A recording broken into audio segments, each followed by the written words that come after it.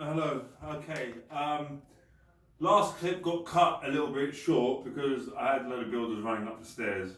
So I'm sorry about that. So yeah, this is for my 4 subscribers: mum, dad, my partner, and someone else. I think one of my friends. But anyway, we are in the process now of tanking the walls. So behind me, you can see that the walls are tanked. Yeah. So it's pretty easy to do, which I'm going to go through now. Remember there's that roll of fabric which is here, excuse the mess. The fabric is here, yeah? I've never worked with this material, so it's relatively easy to work with. So here's a sample of the material. What I've done is got my measuring tape and I've measured from the top of the ceiling to the bottom. Now remember, this stuff can be quite expensive. Now I sourced this from China, from the factory, so I got a good deal on it, but it's still not cheap. So you don't want to be penny pinching with it, but you want to cut a bit more than you need to. Yeah. So what I've been doing is, from bottom to top is 2.5, I measure 3 meters. So what I do, I overlap it a little bit just to give it all throughout protection. So it overlaps at the bottom and it overlaps at the top. Yeah, which as you can see here is an example of it. Yeah, it's overlapping. So I take that onto here. So I roll it out on the floor. So you want to have space for this. Roll it out on the floor. Then I get a standing blade. You have to have a sharp blade because this is metal based. Yeah. So when the blade is pretty sharp and you roll it out on the floor, yeah, just score across it like that. And you can see it cuts, yeah, and then just take off the end, and it cuts pretty easily. You can use scissors as well, but you're going like that with it, long pieces, awkward to work with. Look, whatever suits you. Standing blade works for me.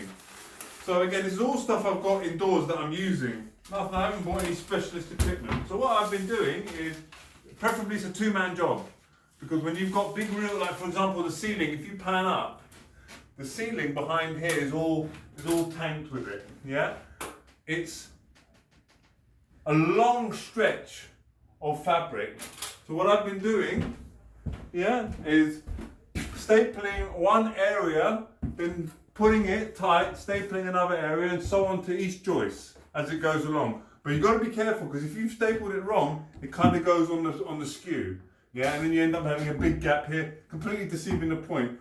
So really, staple here, then go a bit further along, tighten it up, staple there, further along, staple there. Once you've got a nice level, then you can staple it all the way through. Remember, the plasterboard, the insulation will hold it up into place as well. Yeah.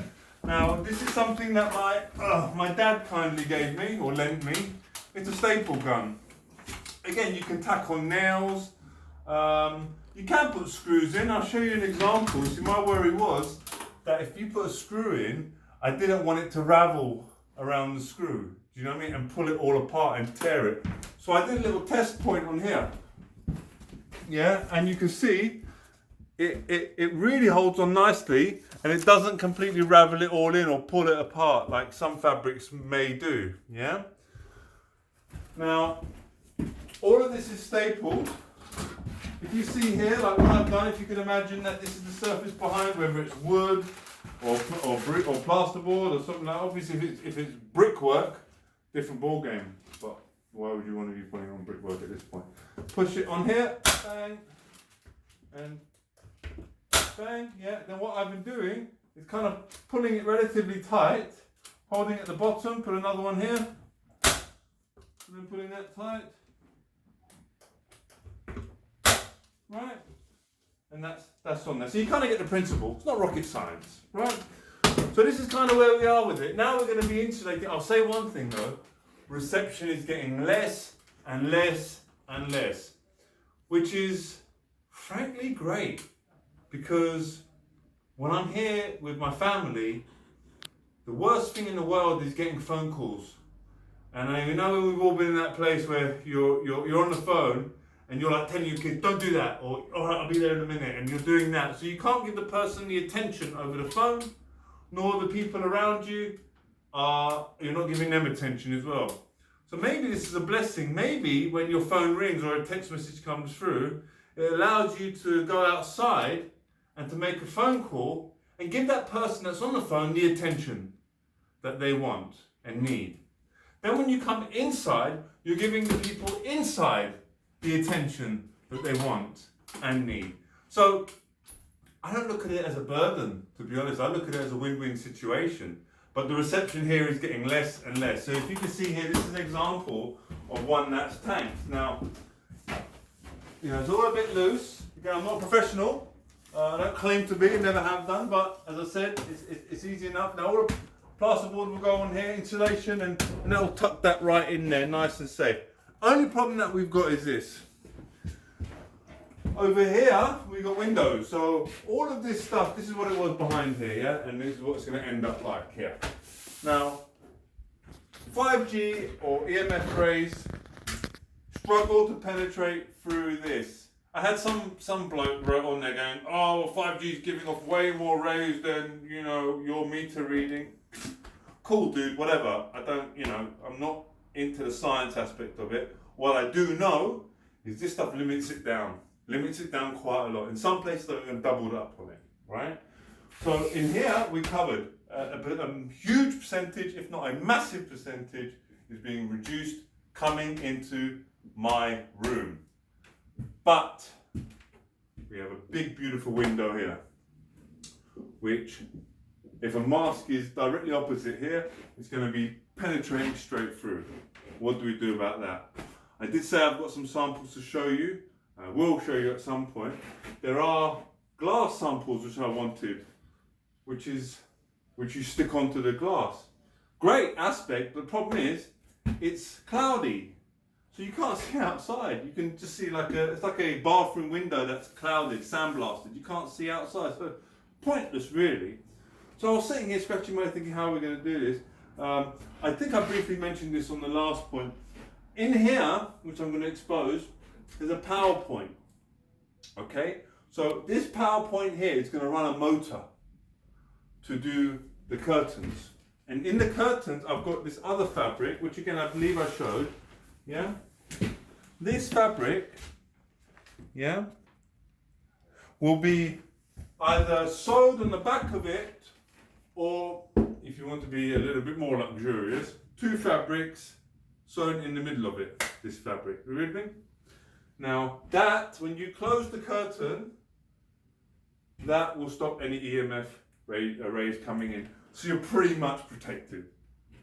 Now, what you may be thinking is, okay, that's great. Why the hell do I need a motor for that?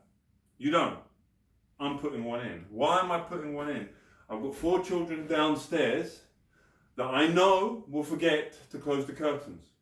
It's going to drive me up the wall. So what I'm going to be doing is the motor at, say, 11 p.m, 12 p.m, when they go to bed, will click in to shut the curtain automatically. They don't have to worry about it. It's all done for them. Yeah, so that they don't forget. So that harmful rays don't come into their bedrooms. Then at 6 o'clock, 7 o'clock, whenever they got to get up, it's time that it opens. Yeah? All these things are preventions.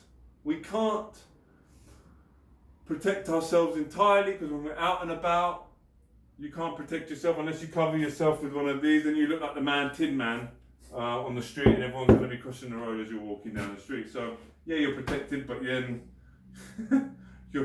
socially retarded as well. You know, so all we can do is protect ourselves in the house, which 70% of the time we are here. You know, sleeping, doing, coming home, all that sort of stuff. Outside, there are other things you can do. There's caps that you can buy. There's underwear that you buy, because 5G is proven to affect your soldiers, your sperm count. You know, some might say population control. Ooh, stepping on conspiracy now, but you know what I mean. Something to think about. Again, things that we can protect ourselves with. We're doing it. I'm doing it. Most important thing is this is metal. This is electric. If this were to touch that, your whole house is like a electrical grid. So you touch things, boom, you might get a shock. Yeah. So these have to be factored in. You want to be away from these electrical points. More importantly, in case one of them touches it, you don't want to get electrocuted to death. So this has to be grounded. So there should be an earthing cable which will run all the way down and connect onto it. The earthing strips I'm going to open and pretty much tape it on there. Again, there's no connection blocks, there's nothing like that. We have to improvise with it. I'm going to tape it on there, and that cable is going to come all the way down to the unit and be earthed correctly. These are things that we will have to do in order to stay safe. If you want to protect yourself from 5G, I will explain as I go along. Thank you for listening.